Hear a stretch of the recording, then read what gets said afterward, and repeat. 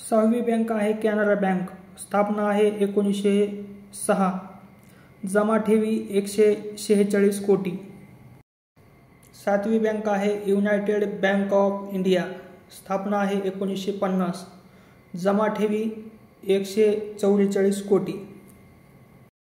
8वी bank आहे देना bank, स्थापना 1938, जमा ठेवी 122 कोटी.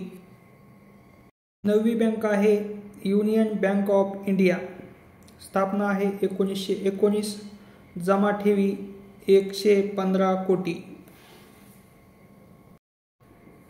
10वी बँक आहे अलाहाबाद बँक, स्थापना आहे 1865, जमा ठेवी 113 कोटी.